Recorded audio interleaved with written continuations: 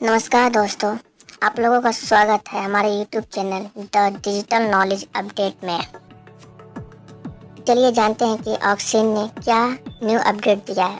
उससे पहले आप लोग मेरे वीडियो को लाइक एंड सब्सक्राइब जरूर करें ताकि मैं आगे भी ऐसा ही वीडियो बना सकूं।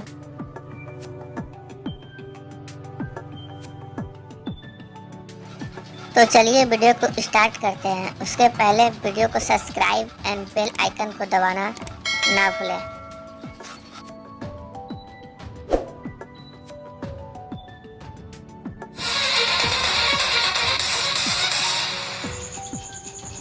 संकल्प बोल के हम तो निकल पड़े, हर द्वार खोल के गगन कहे विजयी भव,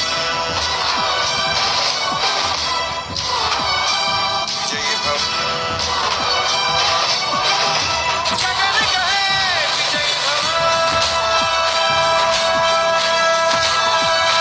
ऐसे पता होना चाहिए कि जब ऑक्सिन लेकर आ रही है तो कंपनी अपनी ब्रांड वैल्यू खराब नहीं करेगी और किसी का घटेगा नहीं।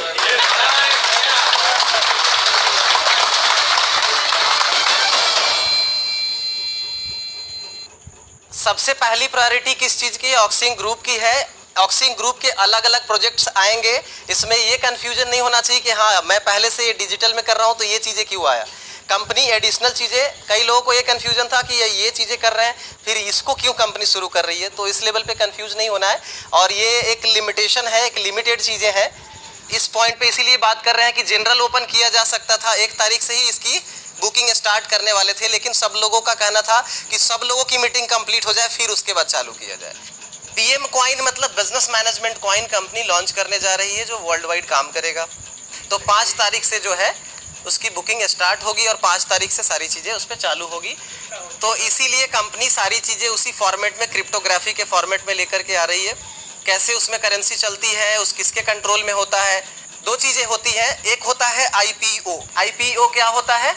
इनिशियल पब्लिक ऑफरिंग, और ICO इनिशियल कॉइन ऑफरिंग। दोनों का कॉन्सेप्ट क्यों मैं मर्ज कर रहा हूं? ताकि आपको इजीली समझ में आए, क्योंकि IPO में कई लोग म्यूचुअल फंड के द्वारा भी है, कई लोग शेयर भी खरीद करके हैं। तो IPO समझ में आएगा तो ICO बराबर समझ में आएगा। तो इनिशियल पब्लिक ऑफरिंग में क्या होता है कि किसी कंपनी का अगर रजिस्ट्रेशन NSE BSE में जाने वाला हो, शेयर लिस्टिंग होने वाला हो, तो वो कंपनी भी टोकन के माध्यम से अपने शेयर की पहले बुकिंग करा लेती है और एक पूरा ऑडिट फाइल 5 साल का रेडी करके कि कितना उसका नेटवर्थ है, क्या कैपिटल, कितना बिजनेस टर्नओवर, कितना टैक्सेस भरा हुआ है, उसके लेवल पे कौन डिसाइड करता है इसको? स्टॉक एक्सचेंज डिसाइड करता है कि इसके नेटवर्थ के हिसाब से शेयर की वैल्यूएशन क्या होगी। क्रिप्टोग्राफी क्या होता है? क्रिप्टोग्राफी एक टेक्नोलॉजी हो गया जो ओपन सोर्स टेक्नोलॉजी है, जिसका रिसर्च करने के बाद सातोशी नाकामोटो ने अपना बिटकॉइन का एक प्लेटफॉर्म डाल करके उसको चालू किया और इतना बढ़िया परफॉर्म किया। वो चीजें लोग नहीं जानते कि वो कौन है, वो बंदा कौन था, किसने बनाया, कहाँ गया, वो एक्सपेक्टेड एक फोटो वगैरह ये सब सारी चीजें आती हैं, लेकिन वो कोई नहीं जानता है उसको। उसके बाद में कई सारी करेंसी क्रिप्टोग्राफी में आई, लॉन्च हुई। डैश कॉइन हो गया, या अभी बिटकॉइन की बात कर रहे थे, इथेरियम बाद में आया। अगर अभी तक का एक्सपेक्टेड है कि जो लोग भी क्रिप्टोग्राफी के फॉर्मेट में आए हैं उसका परफॉर्मेंस लगभग एवरेज 1000% प्लस ही रहा है ईयर वाइज। कुछ लोगों ने खुद के पास में अगर 50-100 बिटकॉइन है तो उन लोगों ने एक प्लेटफॉर्म चालू किया और क्या किया, वो पैसा बिटकॉइन में डाला और उस लेवल पे चीजों को चलाया। तो उसमें कई लोगों को लॉस भी हुए हैं, क्योंकि इंडिया लेवल पे कोई भी क्रिप्टो करेंसी आज के डेट में अगर मैं बात करूं तो है नहीं, जो भी है वो इंटरनेशनल है। बिटकॉइन या कोई भी कॉइन को RBI ने जो है बैन लगाया था 2016-17 में। बैन इसलिए लगाया था क्योंकि बैंक का मूवमेंट उस तरफ जा रहा था। बड़ा जो है वैल्यूएशन जब बढ़ रहा था तो बैंक भी सोच रही थी कि उसमें इन्वेस्ट करे ताकि रेवेन्यू बड़ा जनरेट हो। ज्यादा इन्वॉल्व हो जाएगी तो क्या होगा, RBI का कंट्रोल छूट जाएगा फिर, और पब्लिक के पैसे जो है वहां चले जाएंगे। इसीलिए RBI ने बैन लगाया था। उसके बाद सुप्रीम कोर्ट ने उसके ऊपर जजमेंट दिया कि क्रिप्टो करेंसी लीगल है, इंडिया में कोई भी ट्रेड कर सकते हैं, क्योंकि किसी कंज्यूमर का पैसा है और वो किसी भी चीज में निवेश करना चाहते हैं तो उनका राइट है, उनको रोका नहीं जा सकता। उसके ऊपर जजमेंट दिया हुआ है, आप पढ़ सकते हैं जाकर के, उसमें दिया हुआ है। अगर बिटकॉइन कितना है पूरे वर्ल्ड में, पूरे विश्व में, लाइफ टाइम में कितना बन सकता है? सिर्फ 21 मिलियन बन सकता है। अभी कितना आ चुका है मार्केट में? 16 मिलियन आ चुका है। अब जो बचा हुआ कॉइन है वो कैसे आएगा? जब माइनर चाहेगा, जब माइनिंग करेगा, उस पर काम करेगा, ट्रांजेक्शन क्रिप्टोग्राफी में डालेगा, तो उस हिसाब से वो जनरेट होता है। चलो उससे पहले मैं एक समझ लेता हूँ बैंकिंग पार्ट पे, प्रॉपर्टी पार्ट पे और बाकी चीजों पे समझ लेता हूँ। मान लो आपके पास 10 करोड़ रुपए हैं, बैंक में रखेंगे। मान लेते हैं बैंक में अगर आप रखते हो, अगर एफडी करके रखते हो 8% के एक मैक्सिमम लेवल पे इंटरेस्ट, मैं उसको कैलकुलेट करता हूँ, या तो इसकी प्रॉपर्टी आप खरीद करके रखोगे। अब इस 10 करोड़ रुपए का बैंक में अगर आप रखते हो तो इस पे जो टीडीएस लगेगा, ईयरली जो बेनिफिट होगा उस पे तो लगेगा ही, साथ साथ ये पैसे भी आपके टैक्सेबल अमाउंट में आएंगे जब आप आईटी फाइल करोगे। अगर आपने इसको 5 से 10 साल रखा तो पैसे घट गए कि बढ़ गए? तो क्या होगा कि ये पैसे घट गए। अगर आपने प्रॉपर्टी 10 करोड़ की खरीदी है तो हो सकता है 5 साल 10 साल बाद वैल्यूएशन जो है उसके 15 करोड़ हो जाएंगे, लेकिन हर साल का प्रॉपर्टी टैक्स भरने के कारण बेनिफिट क्या हो गया? कम हो गया। प्रॉपर्टी के भी रेट भी डाउन हो सकते हैं। तो कई सारी चीजें हैं, वहां पे भी रिस्क है, यहाँ पे भी रिस्क है, उसी तरह से इसमें भी रिस्क है। लेकिन अभी तक के परफॉर्मेंस बेटर ही रहे हैं बहुत सारे कॉइन के, जो सही स्ट्रक्चर में आगे बढ़ा है। अब कुछ लोग, कुछ कंपनीज ऐसी भी हैं जो पहले स्टार्ट की थी, खुद ही प्राइस सेट करती थी, खुद ही उसको बढ़ाती थी, खुद ही घटा। इस लेवल पे चीजें चलती नहीं है, इस लेवल पे चीजें होता नहीं है। वो 2 4 6 महीने 1 साल के लिए चलता है, फिर उसके बाद में आगे बढ़ नहीं सकता है। आपने 10 करोड़ रुपए का अगर मान लीजिए आपका वैल्यूएशन क्रिप्टो करेंसी में है, तो आपको 1 लाख चाहिए, 2 लाख चाहिए, 5 लाख चाहिए, जितना चाहिए, जिस समय चाहिए उसको विड्रॉ कर सकते हैं। और इसको और भी आसान कैसे एक्सचेंज होगा उस लेवल पे भी बात करेंगे कि कैसे एक्सचेंजर काम करेगा। जनरल एक्सचेंजर, कंपनी भी एक्सचेंजर लिस्ट में होंगी, कंपनी को भी किसी को सेल करना है तो उस लेवल पे कंपनी भी काम करेगी। अब जो मैं आपको कोडिंग समझाया तो कैसा होता है, ये क्रिप्टोग्राफी फॉर्मेट हो गया, और ये हो गया सिस्टम डेवलपमेंट जो कंपनी करती है, ये कंपनी हो गया, ये करेंसी हो गया, और यहाँ पे कस्टमर हो गया। Company, cryptography, customer. अब क्रिप्टोग्राफी का क्या है कि जब कोई भी कंपनी, जिस तरह से मैंने बताया कि आईपीओ में कंपनी का अपना 5 साल का रिकॉर्ड लेकर के एक्सचेंज को देती है, एक्सचेंज फाइनल करता है उसका वैल्यूएशन, उसके बाद में पब्लिक को ऑफर होता है, पब्लिक उसमें पैसा डालती है, और अगर कंपनी बेटर परफॉर्म की तो शेयर बढ़ जाता है। दूसरा एक और चीजें है कि इसमें जो पैसा रखा हुआ है वो उस पर टैक्सेबल अमाउंट नहीं है, क्योंकि उस पर टैक्स नहीं लगता है। उसमें जो रखा हुआ है, अगर वो बैंक में कोई ट्रांसफर कर रहा है तो ट्रांसफर करेगा, उस समय आपको टैक्स नहीं लगेगा। जब आप ऑडिट फाइल करेंगे, अपना जो पर्सनल इनकम टैक्स फाइल करेंगे, उस समय जो ट्रांजैक्शन किया होगा उस पर आपको टैक्स लगेगा। अब ये डेवलप कैसे होता है, जैसे कंपनी का पूरा सब्सक्राइब माय वीडियो, थोड़ा मेहनत लगता है, सब्सक्राइब कर दीजिए। कंपनी ने फाइनल किया है, इस पे क्या होता है कि किसी भी कॉइन का व्हाइट पेपर रिलीज किया जाता है जो लीगल डॉक्यूमेंटेशन के प्रोसेस पे काम करता है। उस कॉइन के परफॉर्मिंग कैसे होने वाला है, फ्यूचर में उस कॉइन को कहां कहां यूज किया जा सकता है, ट्रेड प्लेटफॉर्म कैसे चलने वाला है, मोबाइल ट्रेड कैसे चलेगा, एक्सचेंज कैसे होगा, ये सब सारी चीजें व्हाइट पेपर में रिलीज किया जाता है। तो जब भी करेंसी को लॉन्च किया जाता है, अभी अपना भी व्हाइट पेपर आने वाले 15 से 20 दिन में वो रिलीज होगा, क्योंकि उसके ऊपर पूरा लीगल टीम काम कर रही है। क्योंकि वर्ल्ड वाइड परफॉर्म करना है तो उसके पूरे स्ट्रक्चर तैयार किए जा रहे हैं कि वो कैसे परफॉर्म होगा, फ्यूचर में कार कैसे खरीद सकते हैं, हाउसिंग कैसे खरीद सकते हैं, आप यूएस में कैसे यूज कर सकते हैं, कनाडा में कैसे यूज कर सकते हैं। उस स्ट्रक्चर को व्हाइट पेपर मतलब ब्लैंक पेपर नहीं होता, उसका पूरा फॉर्मेट स्ट्रक्चर होता है कि ये लाइफ टाइम तक कैसे चलेगा, इसकी माइनिंग कैसे होगी, वो सब सारे कॉन्सेप्ट है।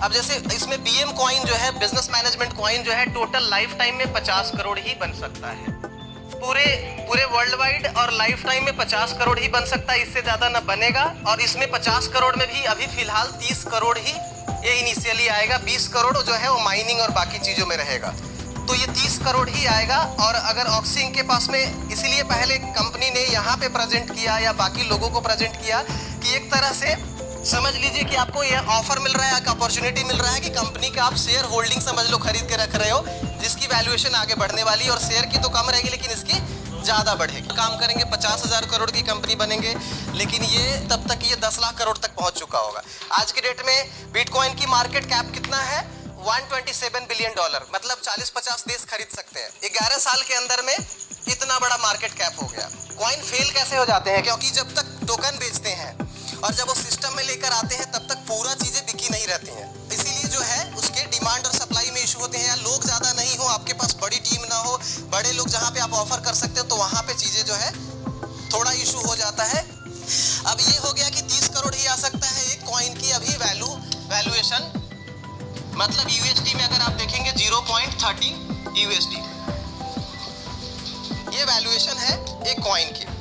अब ये जो मैंने आपको एक्सप्लेन किया कि ये डेटा जब एक बार क्रिप्टोग्राफी से कनेक्ट कर देंगे सारा डेटा, तो यहाँ पे कस्टमर जो भी वॉलेट यूज कर रहा है उसका कोई भी डेटा कंपनी के सर्वर पे जरूर स्टोर हो रहा है, लेकिन वो सारे इनक्रिप्टेड फॉर्मेट में जाता है। कि जब भी आप वॉलेट क्रिएट करेंगे तो आपका पब्लिक की और प्राइवेट की जनरेट होता है, और वो कौन जनरेट करता है? क्रिप्टोग्राफी ही करता है, यहाँ से ही जनरेट होता है। ये आपका वॉलेट है। अब कंपनी को जब ये डेटा प्रोसेस किया तो यहाँ पे जो फॉर्मेट आएगा वो सभी हैश आएगा। कोई भी ऑफिस में कोई पढ़ नहीं सकता है, नाम की जरूरत नहीं होती है इसमें, कोई केवाईसी की जरूरत नहीं होती है इसमें, सिर्फ मेल आईडी की जरूरत होती है वॉलेट सिग्नेचर बनाने के लिए। जब आप जनरेट करेंगे मतलब कंपनी किसी भी प्राइस को अभी पहले जो सेट हो चुका है उसको बढ़ा घटा नहीं कर सकती है। जब एक बार यहाँ पे चला गया तो क्या हो गया, जनरल वो पब्लिक डोमेन में चला गया, और पब्लिक डोमेन में वर्ल्ड वाइड कोई भी देख सकता है कि कितना प्राइस चल रहा है, कितना उसकी कॉस्टिंग है, और कोई भी ट्रांजैक्शन कर सकता है वॉलेट क्रिएट करके। दूसरा, आपके पब्लिक एड्रेस जो इसीलिए बनाए जाते हैं, पब्लिक एड्रेस से क्या है कि अगर आपको कहीं से भी पैसा लेना है तो पब्लिक एड्रेस किसी को शेयर करेंगे, वो आपको सबमिट करेंगे पैसा, आपके प्राइवेट की से यहाँ पे आप रिसीव करेंगे, तो उसमें हैक होने के भी चांसेस नहीं होते हैं। तो सारे अथॉरिटी आपके पास में, आप मोबाइल नंबर चेंज करो, मेल आईडी चेंज करो, आप अपना नाम ऐड करो, जो भी चीज़ें करना है उसमें कर सकते हैं। आप उसमें अपने जो ट्रेड मैनेजर है उसको भी सिलेक्ट करके रख सकते हैं, वो सब सारा सिस्टम इसमें बना हुआ है। उसके बाद जो कॉइन आप खरीदेंगे वो कॉइन अभी फिलहाल जो है उसमें हमारे पास में credit card, debit card, net banking सारे ऑप्शन अवेलेबल है, लेकिन फिलहाल अभी ऑक्सिंक वॉलेट से ही हम लोग चालू करने जा रहे हैं। जिनके पास ऑक्सिंक वॉलेट होगा वही खरीद सकते हैं और वही बेच सकते हैं। मिनिमम जो है 100 कॉइन लेकर के रख सकते हैं। 100 कॉइन मतलब 1000 रुपीज का मिनिमम जो है लेकर के रखा जा सकता है। मिनिमम यूनिट इसमें फिक्स की जाती है, मैक्सिमम यूनिट फिक्स नहीं की जा सकती है, क्योंकि मैक्सिमम यूनिट इसीलिए फिक्स नहीं की जा सकती है क्योंकि ये ओपन प्लेटफॉर्म है, कोई भी वॉलेट क्रिएट करके खरीद सकता है, और वॉलेट कंपनी को पता है कि वॉलेट अभी 18-20 करोड़ ही है मार्केट में, तो कंपनी लिमिटेशन जो है यहाँ पे कंट्रोल करके चल रही है कि अगर वॉलेट से रहेगा तो कंट्रोल में रहेगा और ज़्यादा लोगों तक जा पाएगा। अब डिसेंट्रलाइज का क्या फॉर्मेट होता है? डिसेंट्रलाइज लोग कंफ्यूज होते हैं कि डिसेंट्रलाइज का क्या मतलब होता है। डिसेंट्रलाइज कैसे होता है सिस्टम? किसी भी सिस्टम को डिसेंट्रलाइज किया जा सकता है। डिसेंट्रलाइज कैसे होता है? जैसे मान लीजिए कि एक सेंट्रल प्लेटफॉर्म तो हर किसी का होना ही पड़ेगा, चाहे बिटकॉइन है तो बिटकॉइन का भी सेंट्रल प्लेटफॉर्म है और वो डिसेंट्रलाइज फॉर्मेट में काम करता है। अपना डिसेंट्रलाइज कब तक हो जाएगा? डिसेंट्रलाइज मार्च तक होगा, क्योंकि मार्च तक माइनिंग स्टार्ट होगी। मार्च तक माइनिंग स्टार्ट होगी। अभी फिलहाल ट्रांजैक्शन करने के लिए जो पब्लिक और प्राइवेट की आपका क्रिप्टो फॉर्मेट में जनरेट हुआ है उसी का इस्तेमाल कर सकते हैं। बाद में माइनिंग ट्रांजैक्शन लेजर जो है वो इंसर्ट होगा, डायरेक्ट किया हुआ है, बिटकॉइन का बना हुआ है बिट रेफरेंस। क्रिप्टो के फॉर्मेट में जो कोड जनरेट होगा उसको आप किसी भी चेकर पे चेक कर सकते हैं जिसपे आपका पैसा रखा हुआ है। उसी तरह से बीएम कॉइन का बीएम रेफरेंस अभी आएगा, अभी आया नहीं है, वो पब्लिक डोमेन में आ जाएगा, क्योंकि 90 डेज के बाद में, 3 महीने के बाद में ये सब सारी चीज़ें उतरने वाला है। वो मैं बता रहा हूँ कैसे वर्क करेगा। अब जैसे मान लीजिए, पहले डिसेंट्रलाइज पे बात करते हैं। डिसेंट्रलाइज कैसे होता है कि जैसे बिटकॉइन का एक सेंटर है या बीएम कॉइन का एक सेंटर सर्वर है। अब ये वर्ल्ड वाइड जो काम कर रहा है वो जो सॉफ्टवेयर होता है माइनिंग करने के लिए, जिसको माइनिंग का अंदाजा है, उसका अगर पीसी वगैरह बढ़िया है, लैपटॉप वगैरह अच्छा है, इंटरनेट कनेक्शन अच्छा है, तो अपना वो सिस्टम इस पे दे सकता है, इस पे चढ़ा सकता है कि ये मेरा सिस्टम जो है यूज होगा और मैं माइनिंग के कॉन्सेप्ट में रहूंगा। हर ट्रांजैक्शन के लेजर को मैं क्रिप्टो में डालूंगा, उसके अनुसार उसको कुछ अर्निंग जनरेट होती है। सेंट्रल होते हुए भी इसका इनक्रिप्टेड फॉर्मेट में सारे डेटा सेव तो यहाँ पे हो रहा है, लेकिन वो लोकल पीसी ही सर्वर बन गया, तो उसको डिसेंट्रलाइज मतलब सिर्फ कंपनी उसको मॉनिटर नहीं कर रही है और कोई भी हैक भी नहीं कर सकता है, क्योंकि अगर हैक करेगा तो क्या है, उसको 3-4 लेयर उसको तोड़ने पड़ेंगे, और 3-4 लेयर में अगर हजारों कंप्यूटर हैक करता है, एक सर्वर को हैक कर सकता है, तो वहां पे सर्वर हैक करेगा तो सारा डेटा इनक्रिप्टेड है, पढ़ ही नहीं पाएगा, तो कहानी वहां पे खत्म हो जाती। कस्टमर साइड से जो है मेल वगैरह अगर हैक होता है या मेल वगैरह किसी ने आपका हैक कर लिया तो आपका नुकसान हो सकता है, क्योंकि आपका जो पब्लिक की है, प्राइवेट की है, उसमें रहता है, वो पैसा आपका जा सकता है। तो अपना जो भी मेल आईडी से रजिस्टर करें उसको प्रॉपर सिक्योर करके रखें, और आपका जो की होगा उसको जरूर लिख करके रखें, और ये सब चीज़ें फेसबुक पे शेयर ना करें क्योंकि लोग वॉलेट के स्क्रीनशॉट लेकर डालते हैं, अगर प्राइवेट की डाल दिया तो पैसे गए पैसे गए, वो कहाँ विड्रॉ हुआ, क्योंकि उसको कोई चेक ही नहीं कर सकता है। क्रिप्टोग्राफी करोड़ों की जनरेट करता है और कौन सा की किसका था वो कोई नहीं देख सकता है। तो डिसेंट्रलाइज का फॉर्मेट समझ में आ गया कि हजारों पीसी जो है इस पे काम करेंगे और सॉफ्टवेयर इंस्टॉल करेंगे और पीसी देंगे। और कैसा होता है कि कोई भी व्यक्ति अगर ट्रांजैक्शन करता है, हजारों लाखों व्यक्ति ट्रांजैक्शन करता है, तो वो उसके पास में ट्रांजैक्शन घूम रहा होता है, और जिसके पास में भी ट्रांजैक्शन घूम रहा है वो माइनिंग के लेवल पे क्या करेगा, उस ट्रांजैक्शन को क्रिप्टो लेजर में फिक्स करेगा। क्रिप्टो लेजर में फिक्स करते हैं, उससे जनरेट, अगर जो भी बंदा, अगर हजारों लोग कर रहे हैं, उसमें एक पजल जनरेट होता है। जब भी वो कंफर्म करेगा तो एक पजल जनरेट होता है, उस पजल को सॉल्व करना होता है। जो माइनिंग करते हैं, जो माइनिंग करते होंगे या माइनिंग के कॉन्सेप्ट में आने वाले होंगे फ्यूचर में, तो वो आगे इसमें अपना करियर बना सकते हैं। ट्रेड मैनेजर में भी बना सकते हैं, एक्सचेंजर में भी बना सकते हैं, ये सब सारी चीज़ों का ऑप्शन होगा। और ये माइनिंग में जो लोग काम करते हैं थोड़ा सा स्मार्ट इसमें चाहिए माइंड, ताकि वो पजल को सॉल्व करके, जो सॉल्व करेगा पहले उसका ट्रांजैक्शन सक्सेसफुल हो जाएगा और लेजर में एंट्री हो जाएगी, पब्लिक डोमेन में चला जाएगा और उसको कुछ जो पॉइंट्स है वो अर्निंग होती है, उसी को माइनिंग कॉन्सेप्ट बोलते हैं। आरबीआई जब नोट छापता है तो उसे मिंट बोलते हैं, और इसमें कैसा है, जब कोई भी कॉइन जनरेट होता है उसको माइनिंग बोलते हैं। तो एक चीजें क्लियर हो गई कि जो भी वॉलेट जिसके पास में है वो उसका ऑनर है। तो ऑनर अभी इसमें कोई भी वर्ल्ड वाइड काम कर सकता है, कोई भी वॉलेट सिग्नेचर जनरेट कर सकता है, कोई भी वॉलेट क्रिएट कर सकता है, किसी को भी कोई रोक टोक नहीं है इसमें। दूसरी चीजें, जब आप इसमें जाएंगे, बाई बीएम कॉइन पे क्लिक करेंगे, यहाँ पे एक छोटा सा रजिस्ट्रेशन फॉर्म आएगा। इस रजिस्ट्रेशन फॉर्म में नाम तो जरूर लिखा हुआ है लेकिन नाम ऑप्शनल है। जो रेफरेंस कोड है, ये रेफरेंस कोड डालने की फीचर्स जो है दिसंबर तक ही रहेगा। जितने लोग भी रेफरेंस कोड में एंट्री हो जाएंगे उतने ही रहेंगे, उसके आगे वो बढ़ेंगे नहीं।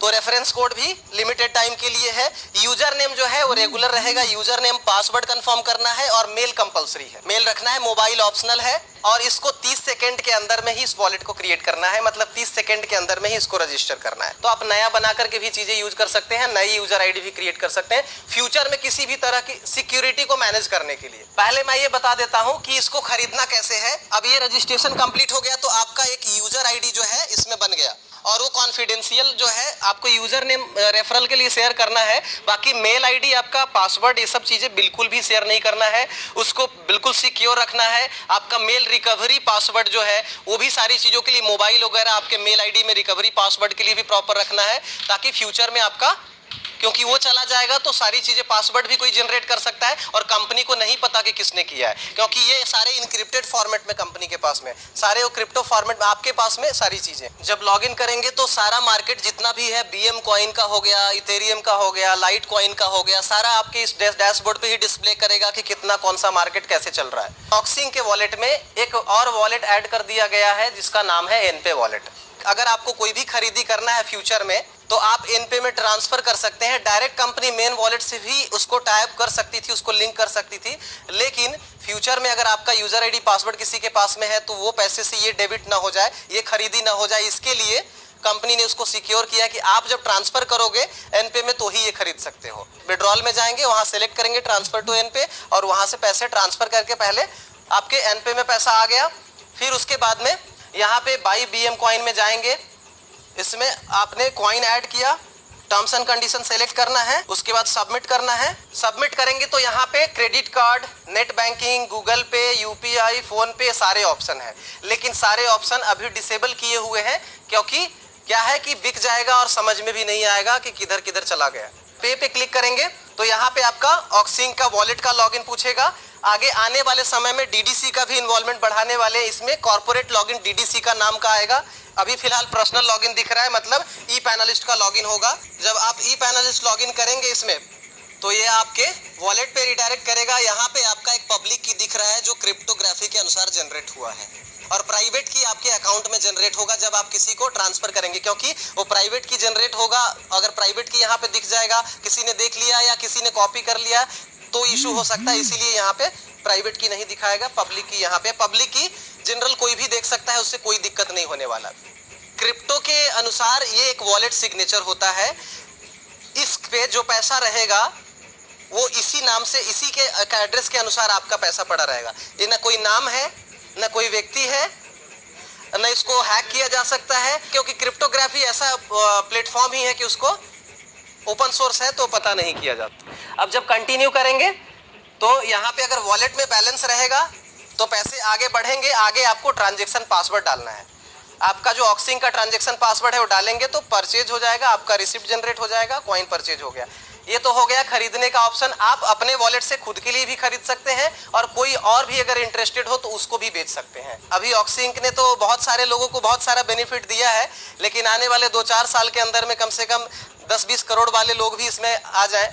इसीलिए जो पहले इसमें जिनका रहेगा उनको एक अलग भूमिका है, एक अलग प्लेटफॉर्म मिल रहा है। उसका मैं स्ट्रक्चर आपको बताने जा रहा हूँ कि ये तो खरीद ही हो गया। अब ये रेफरल का क्या पॉइंट है? रेफरल में कंपनी का कोई आईडी नहीं है, लेकिन रेफरल अगर किसी टीम का डालेंगे तो कैसा है कि अर्निंग होगा, उनको कॉइन अर्निंग होगा और बाद में वो बड़ी अर्निंग होती है। कैसे अर्निंग होगी कि first level, second level, third level, fourth level, fifth level, ये इतना ही होगा और ये सिर्फ दिसंबर तक के लिए। दिसंबर के बाद ये क्लोज हो जाएगा। जितना भी रजिस्टर्ड हो चुका है वही लोग रेफर कर सकते हैं, बाकी जनरल ओपन हो जाएगा, उसके बाद में रेफरल नहीं रहेगा। अगर मान लीजिए कि आपके टीम में, आपके ग्रुप में अगर 10, 20, 50 लोगों का टीम है, अगर वो इंटरेस्टेड हो उसमें एक मीटिंग लेकर के उनको एक्सप्लेन किया जा सकता है। अगर वो इंटरेस्टेड हो तो एक स्ट्रक्चर लगाकर काम कर सकते हैं। तो उससे क्या हो जाएगा कि मान लो इस पे कितना 5% है, इस पे 3% है, सेकेंड लेवल पे 2% है, 2% है, 2% है, टोटल 14% का बेनिफिट है। और ये कॉइन में ही अर्निंग होगा कि आपके पास में इस रेफरल से भी 500 और 1000 कॉइन जनरेट होते हैं, तो आगे चल करके जो है वो बहुत बड़ा वैल्यूएशन का होने वाला है। फर्स्ट लेवल जैसे मान लीजिए आपका एक रजिस्ट्रेशन है, सेकेंड लेवल पे आपकी टीम का और अनलिमिटेड टीम का रजिस्टर कर सकते हैं। एक लेवल में लाखों लोग आ सकते हैं, दूसरे लेवल में भी लाखों लोग आ सकते हैं, कोई लिमिटेशन नहीं, कोई कैपिंग नहीं है, इसमें भी कितने भी लोग आ सकते हैं। अब 30 करोड़ जो कॉइन है वो कंप्लीट हो गया तो ये खत्म हो जाएगा। जितना आपकी अर्निंग रहेगी वो ऑटोमेटिक चला जाएगा, मेन कॉइन में मर्ज हो जाएगा और टोटल आपका एक नेटवर्क समझ लीजिए वो हो गया। और उसको फ्यूचर में आप कभी भी बेच सकते हैं। ट्रेड मैनेजर अगर आप फ्यूचर में बनना चाहते हैं तो ऐसा भी करते हैं इसमें कुछ लोग, जो लोगों के पास पहले से बिटकॉइन और बाकी चीज़ें हैं, वो कई लोगों का पैसा जो है उसमें खुद भी मैनेज करते हैं, खुद भी एक्सचेंज करके ऐसे देते हैं कि हाँ आप पैसे बढ़ते रहते हैं उसमें ना। तो उसमें कैसा है कि किसी का पैसा मैनेज कर रहे हैं, जैसे ट्रेडिंग में होता है उसी टाइप से भी मैनेज करते हैं। कंपनी एक चैटबॉट सिस्टम बना रही है और जितने भी एक्सचेंजर और ट्रेड मैनेजर होंगे उसमें लिस्टेड होंगे वर्ल्ड वाइड। किसी भी करेंसी में अगर पैसा देना है लेना है तो चैटबॉट में आप डालोगे, उसमें कंपनी भी रहेगी, तो कोई ना कोई आपको रिस्पॉन्स करेगा ही। उसको प्राइवेट चैट पे आप जा करके बेच सकते हैं, खरीद सकते हैं। अभी 90 डेज तक जो है इसमें रेट में कोई चेंजेस नहीं है। 90 डेज तक 10 रुपीज़ ही है, क्योंकि 90 डेज बाद हम उसको क्रिप्टो के फॉर्मेट में डाल देंगे, मतलब वो पूरा लिस्टेड पब्लिक डोमेन में आ जाएगा। तो 90 डेज तक, उसके बाद में अगर मान लीजिए कि पब्लिक डोमेन में डालते हैं और 12 रुपये 15 रुपये जितना भी रेट होगा उसी हिसाब से बेच भी सकते हैं, खरीद भी सकते हैं। अब क्या हो गया कि अब इसमें एक और चीज़ें हैं कि कई लोगों को ये डर होता है कि अगर मैंने खरीदा और प्राइस डाउन हुआ तो उसमें क्या हो सकता है। तो कंपनी ने एक जो है एक सिक्योर प्लेटफॉर्म म्यूचुअल फंड की तरह भी दिया है कि उस पैसे की रिस्पॉन्सिबिलिटी कंपनी लेगी। इसको अगर मान लीजिए कि इस 90 डेज के बाद में भी एक ऑप्शन आएगा लॉक इन का एक ऑप्शन आएगा और एक मार्केट का चेक बॉक्स आएगा कि आप इसको मार्केट में लेकर जाना चाहते हो, डायरेक्ट मार्केट में इसको रखना चाहते हो। तो मार्केट में अगर मान लीजिए कि 1 साल के अंदर में या 6 महीने में या 2 साल में अगर इसका परफॉर्मेंस 1000 रुपये का 10,000 रुपये हुआ या 1 लाख हुआ, वो आपका बेनिफिट हो गया। उसमें आपने बेचा, वो आपका वो कंप्लीट हो गया। लेकिन अगर आप लॉक इन सेलेक्ट करते हैं, लॉक इन है 12 मंथ का, पहले सिर्फ 12 मंथ का लॉक इन रहेगा, उससे ज़्यादा नहीं रहेगा। 8% से लेकर के 12% तक का पर मंथ का बेनिफिट, मतलब 96% से लेकर के 144% तक के जो बेनिफिट है वो आप ले सकते हो। मतलब अगर आपका 1000 रुपये है तो वो 2000-2500 रुपये तक हुआ, तो कंपनी 1 साल में जब आप अनलॉक करोगे तो वो मर्ज कर देगी कंपनी कॉइन, उसको बेच करके आप निकल सकते हो। अगर कंपनी का बेनिफिट उस 1000 रुपये का अगर 10,000 रुपये भी है तो भी आपको इतना ही मिलेगा। तो आप रिस्क फ्री हो। अगर आप मार्केट में रहना चाहते हो, उसमें पैसे जो है बढ़ने ही है, क्योंकि अपना 30 करोड़ तो ऐसे भी खत्म ही हो जाएगा। लॉक इन में सेलेक्ट किया हुआ है, उसमें पैसे जो है बढ़ने ही है, क्योंकि अपना 30 करोड़ तो ऐसे भी खत्म ही हो जाएगा। लॉक इन में सेलेक्ट किया हुआ है। और अगर आपको तोड़ना है, उसको बेचना है, तो 12 मंथ का इंतजार किए बिना भी आप उसको तोड़ सकते हैं। अगर मान लीजिए 4 महीने बाद आप बेचेंगे तो हर महीने का 1% का कैलकुलेशन होकर के ऐड हो जाएगा, आप उसको बेचकर निकल जाओ। उनके लिए भी ऑप्शन है कि वो 4 महीने ही अपना पैसा रख सकते हैं, 4% उनको 4 महीने में मिल गया, तो ये भी बेनिफिट है और वो ब्रेक कर सकते हैं। उसके बाद में भी आपके पास में ऑप्शन है, मान लो आपका 1000 का 2000 रुपये हो गया, उसके बाद 1 साल बाद आपने विड्रॉ कर लिया और वो 1000 जो आपका बेनिफिट रहा उसको भी मार्केट में आप डाल कर रख सकते हो।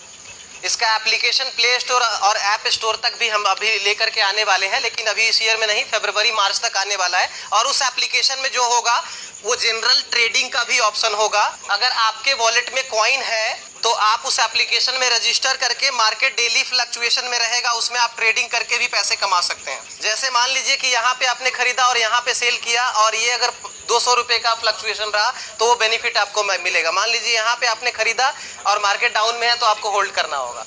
वॉलेट में नहीं होगा तो आगे डीडीसी से लेने का भी ऑप्शन ऐड किया जाएगा कि डीडीसी से भी वो ले सकते हैं, क्योंकि सबसे पहले तो चीज़ें ये है कि जिनके पास में वॉलेट है, जो ऑक्सिंग के साथ में कंटिन्यू काम कर रहे थे, उनको मिल जाए सबसे पहले। कंपनी को कभी भी टेंशन लेने की जरूरत नहीं है। इस चीज़ों को हमने 3 साल में करके रखा है। अगर मान लीजिए 3 महीने या 4 महीने में 50,000 1 लाख लोगों की ज्वाइनिंग हुई तो 1 लाख का सेटलमेंट करने के लिए कंपनी हमेशा बैलेंस करके चलती है। कभी भी सिर्फ पे आउट रिलीज करके कंपनी बांट करके नहीं चलती है। कंपनी का करेंसी जो आप जो पार्ट बता रहे थे, लाइबिलिटी वाला पार्ट जो बता रहे थे कि जो 4 महीने का लाइबिलिटी पार्ट होता है, और करेंसी का कैसा है कि ये कैसा है कि पूरे विश्व में कहीं पे भी ट्रांजैक्शन हो सकता है। दूसरा, फ्यूचर में अगर हम वर्ल्ड वाइड काम करने वाले हैं तो किसी भी इंडियन कंपनी के लिए अदर करेंसी में ट्रांजैक्शन चार्जेस काफ़ी हेवी है। अगर हम इसमें भी पे आउट रिलीज कर सकते हैं, वर्ल्ड वाइड सर्कुलेशन में आ जाएगा। अगर मान लीजिए 50 कंट्री में भी हमारा 10, 15, 20 लाख करोड़ रुपए का होल्ड हो गया तो लगभग उतनी करेंसी तो हम होल्ड कर रहे हैं।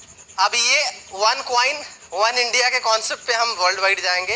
ये कॉन्सेप्ट क्योंकि इंडियन कंपनी कोई इस तरह से एस्टेब्लिश होकर के और इस तरह से चीज़ें लेकर के नहीं चली है।